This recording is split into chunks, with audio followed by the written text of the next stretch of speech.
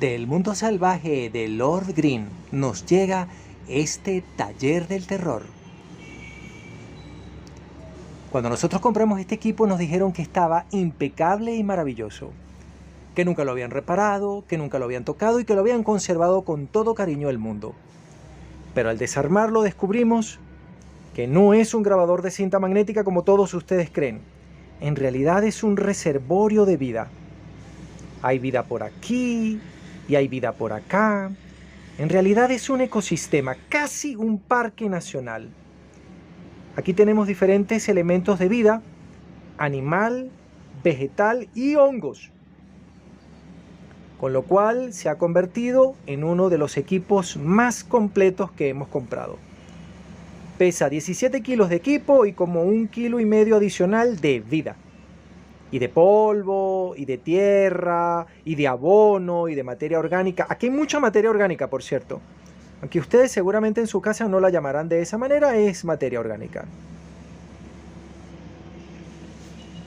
Quiero que puedan apreciar que en este equipo hay todo tipo de materia orgánica que lo enriquece, que lo hace más interesante y mejor. Es absolutamente increíble el montón de materia orgánica que hemos conseguido aquí adentro y también un poco cutre el estado de conservación en el que se encuentra esta bellísima máquina de la cual hablaremos en un momento. Lo malo es que por estas tierras, en este país en particular, esta máquina no es apreciada apropiadamente en su justo valor y es mal almacenada y tratada de esta manera. Aquí podemos ver otro poco de vida o materia orgánica o como ustedes le quieran llamar. Esto me recuerda un poco a un comentario que hizo recientemente una operadora del Aeropuerto Internacional de Londres, en que dijo: "Ladies and gentlemen, and binary, and no binary, and all fucking colors of the rainbow". Bueno, pues esto es más o menos lo mismo. Aquí podemos ver más vida, miren, aquí hay bastante vida. Aquí hay un montón de trazos de vida orgánica e inorgánica, absolutamente maravillosa.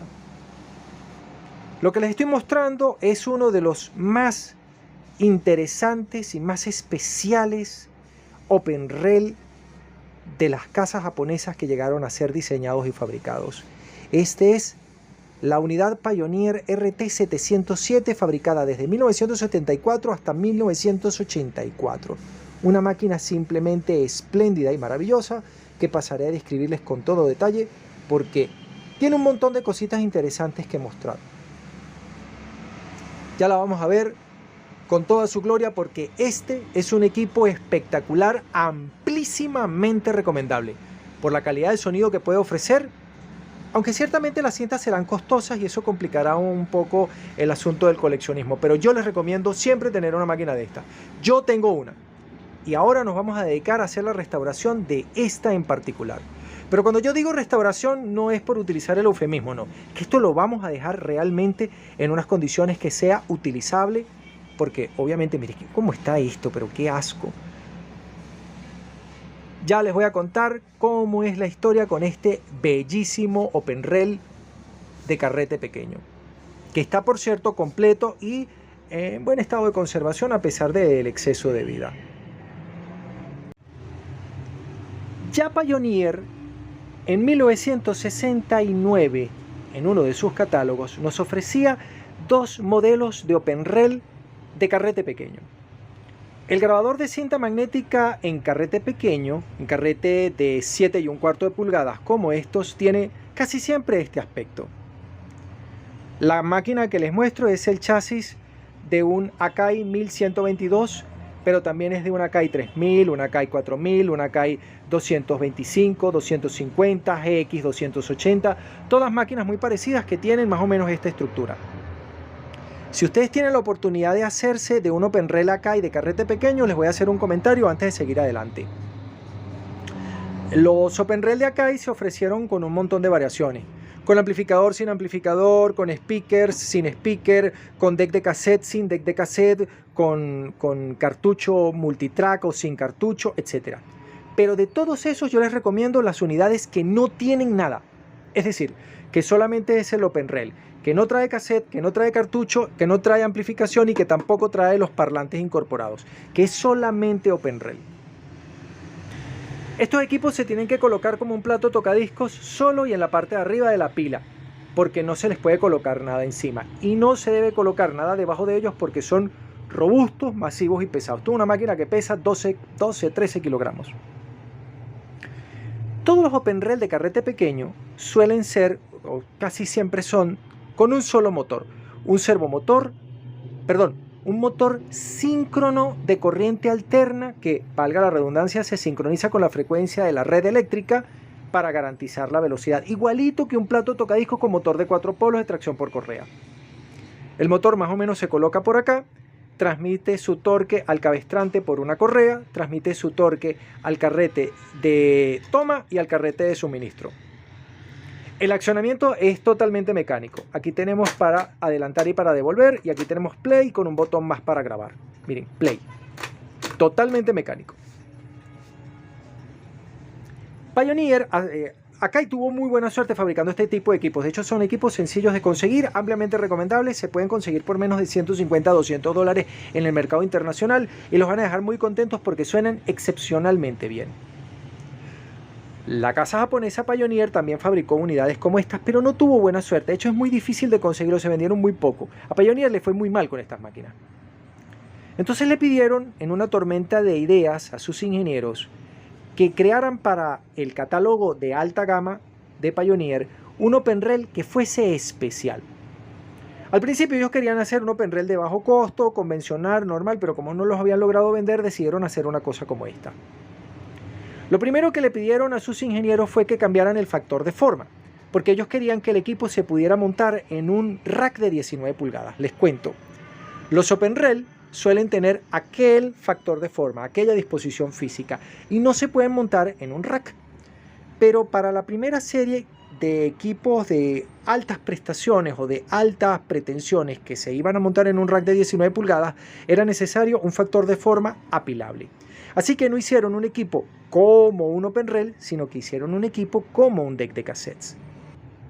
Justamente por ese tiempo, la casa japonesa Pioneer había cambiado la disposición física y la presentación de sus decks de cassette del formato consola, en el que el cassette se mete por arriba y todos los controles están arriba, al formato inserción frontal. El formato de inserción frontal es menos vistoso desde el punto de vista de los catálogos, pero más funcional para los propietarios. Los equipos se ven como este.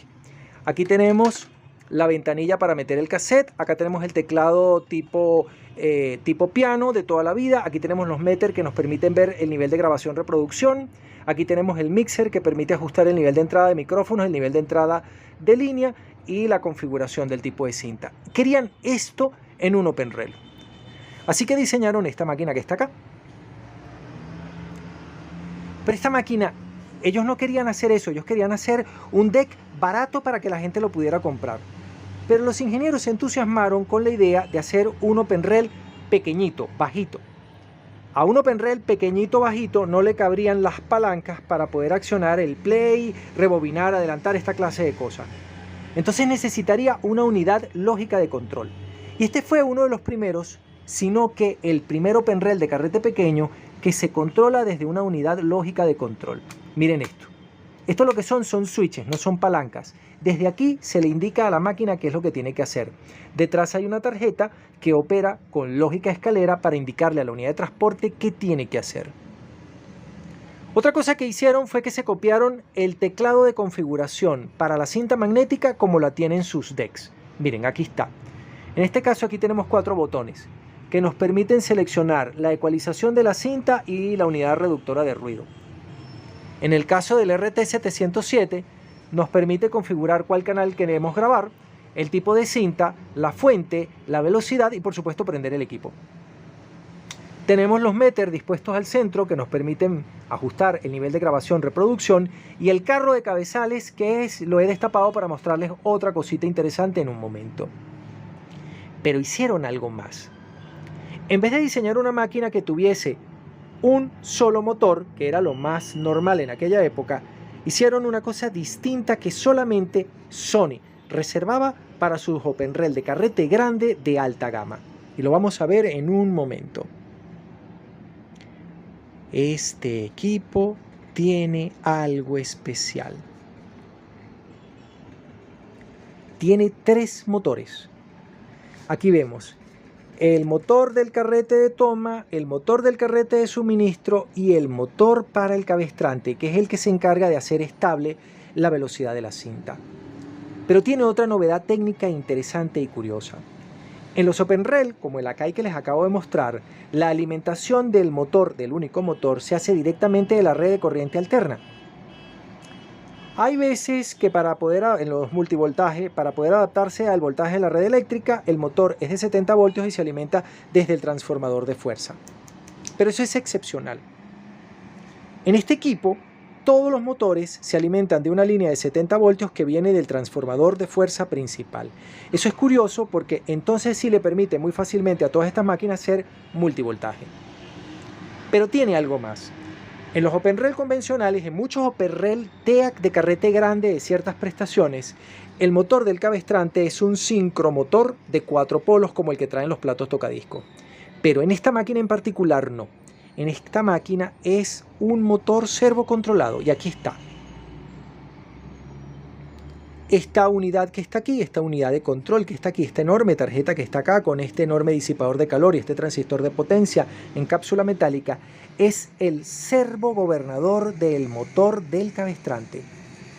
Es muy curioso que hayan utilizado este sofisticado circuito en una máquina de gama baja cuando, por ejemplo, Sony solo lo reservaba y TEAC solo lo reservaba para los OpenRel de carrete grande de alta gama, porque los OpenRel de carrete grande, de gama media y de gama baja no tenían servocontrolador. Me refiero en particular, por ejemplo, al TEAC A3300, que es de carrete grande pero que no tiene servocontrol.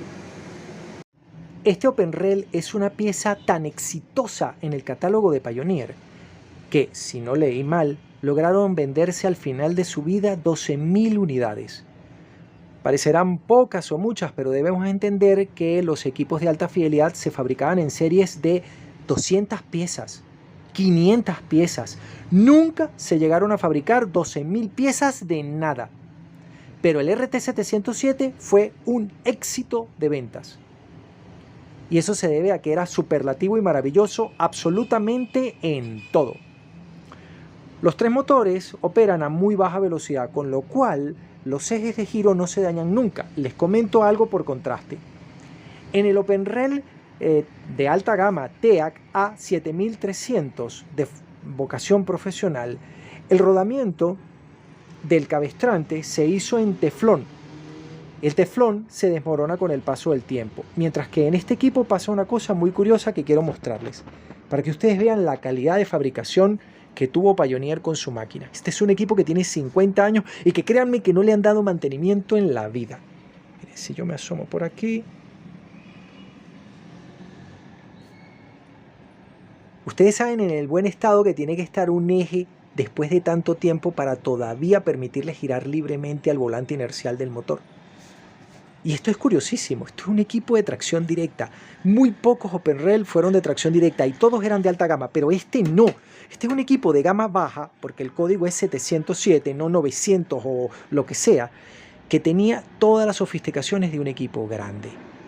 Nos vamos a dedicar a tratar de restaurarlo y dejarlo de la mejor manera posible porque el equipo vale la pena. Y ahorita les voy a describir qué tiene y cómo está hecho. Lo primero fantástico y maravilloso del RT707 es el factor de forma. Encima de un deck de cassette como este, por ejemplo, que tiene bastante fondo, se puede colocar el amplificador, el ecualizador, etc. Se puede formar una pila de equipos. Este es el único OpenRel, el único que tiene suficiente fondo para armar una pila de equipos encima de él. Yo recomiendo colocar solamente 2 equipos. Si se van a poner el amplificador, solamente al amplificador. Pero efectivamente se puede. ¿Y por qué se puede? Bueno, entre otras tantas cosas, porque al igual que el resto de los OpenRel, los de alta gama de Pioneer, tiene una estructura reforzada con vigas de aluminio que mantienen el factor de forma del equipo. Este es un equipo robusto y rígido que mantiene el factor de forma incluso cuando se le pone carga. Eso está muy bien. La unidad de transporte que veremos después en detalle está montada sobre esta enorme y súper gruesa plancha de hierro acero estampado de 1.5 milímetros de espesor. Y Pioneer no pierde en calidad. El frontal tiene 5 milímetros de aluminio mecanizado. ¿Qué controles tenemos? Tenemos, por supuesto, un botón para prender, un selector de velocidades. Esta es una máquina de 2 velocidades. Source Monitor. ¿Por qué tenemos esto? Porque esto es una máquina de 4 cabezales y quiero que los vean. Esto es fantástico y genial. Miren, aquí tenemos el poste guía de entrada, aquí tenemos el poste guía medio, aquí tenemos el poste guía de salida, aquí tenemos el cabestrante, que es el que mantiene la velocidad constante, aquí tenemos el rodillo presor. Esto no es ningún rodillo, esto está puesto aquí por una cuestión de simetría y de estética, pero no hace nada. Aquí tenemos el cabezal que borra, que graba y que lee en esta dirección. Aquí tenemos el cabezal que reproduce en la dirección contraria. Aquí tenemos el contador de cinta, el reset del contador, esto no sé para qué es, este es el pitch control, y aquí tenemos la unidad de control, o el teclado de la unidad de control. Rebobinar, adelantar, stop, play, grabar, la pausa y la dirección, porque él puede reproducir hacia adelante y hacia atrás. Y si le ponemos una tira de papel aluminio a la cinta, aquí hay un sensor que está escondido que va a saber que la cinta llegó a su fin para hacer la reversión de la cinta automáticamente. Aquí tenemos el tensor de entrada y aquí tenemos el tensor de salida. Y este mecanismo se mueve con un solenoide. Cuando funciona correctamente se mueve solo con un solenoide. Aquí tenemos los indicadores de nivel de grabación. Esta máquina puede grabar hasta más 6 decibeles, pero los meter originales de fábrica están marcados hasta más 3. Tiene un indicador de que está grabando y un indicador de pausa. Aquí tenemos el nivel del 0 adjust de los meter, como toda máquina de vocación profesional, aunque esta no lo es. Y aquí tenemos más vida. Este es el carrete de suministro, este es el carrete de toma y ahora vamos a ver el interior del equipo que está muy interesante. Lo primero que destaca es un chasis de acero estampado para poder montar todos y cada uno de los elementos pesados del equipo. Y un refuerzo estructural de aluminio, como en los OpenRail de mejores características o de más alta gama, como veremos más adelante, el maravilloso Pioneer RT1020L, una máquina simplemente maravillosa por su simplicidad y porque también es de 3 motores, pero no de tracción directa. Aquí tenemos la tarjeta de la unidad lógica de control con todo y su vida vegetal y animal y hongos y todas las cosas. Aquí tenemos el interruptor para encender de potencia, auxiliado por un segundo circuito. Aquí tenemos el cableado de la unidad de control. Aquí tenemos la tarjeta que gobierna el motor de toma. Aquí tenemos la tarjeta que gobierna el motor de suministro. Y aquí tenemos unos gigantescos reóstatos ajustables. Y es muy interesante que Pioneer haya colocado estos reóstatos y nos haya permitido ajustar con total precisión la tensión de la cinta para adelantar, para devolver y para hacer play, para que el contacto de esta contra los cabezales sea el correcto. Aquí tenemos el segundo reóstato ajustable. Todos los reóstatos son ajustables, pero para el que no sabe qué es esto es una resistencia variable y ajustable. Los electrónicos saben que un reóstato por definición es ajustable. Y aquí tenemos el tercero, que es el que conecta los dos motores siempre. Aquí tenemos la fuente de alimentación de la unidad lógica de control. Acá tenemos la tarjeta de amplificación solo para playback. Aquí tenemos los puentes RCA para grabar y para reproducir. Aquí tenemos el conector DIN de 5 pines como si fuera un deck de cassette para hacerlo compatible con los Philips. Aquí tenemos los niveles de salida ajustables. Aquí tenemos las dos tarjetas. No es una por canal como muchos piensan. Esta tarjeta es estéreo y esta tarjeta es estéreo. Esta tarjeta es la que amplifica la señal de este cabezal al hacer play. Y la otra tarjeta es la que amplifica la señal de este cabezal al hacer play.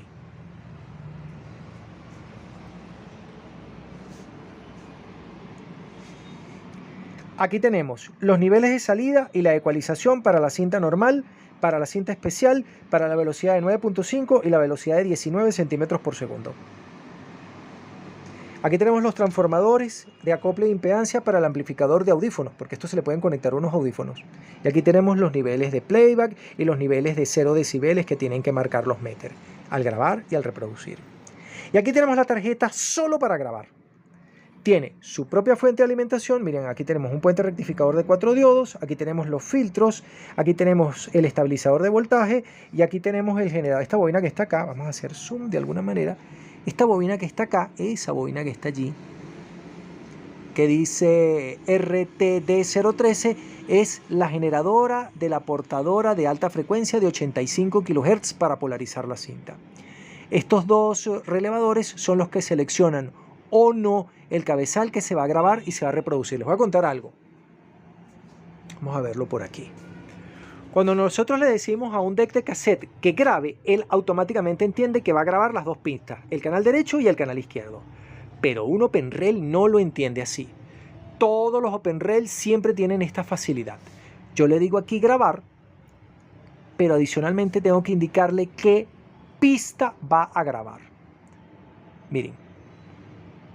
Vamos a hacer zoom a ver si ustedes lo pueden apreciar. Rec Mode. Aquí está. Grabar el canal izquierdo o grabar el canal derecho o grabar los dos canales. Para que grabe en estéreo hay que hundir los dos botones. Muy curioso cómo está configurado. Vamos a dejar este video hasta aquí. En una segunda parte les sigo contando qué cosas maravillosas tiene este espléndido OpenRel. Recuerden que mi libro sobre electrónica y alta fidelidad sin vida, bastante más limpio que esto, ya está disponible y pueden comunicarse con nosotros a través del correo electrónico santiagodeleonaudio@gmail.com o seguirme en mi blog Santiago de León Audio en WordPress. Saludos y suerte.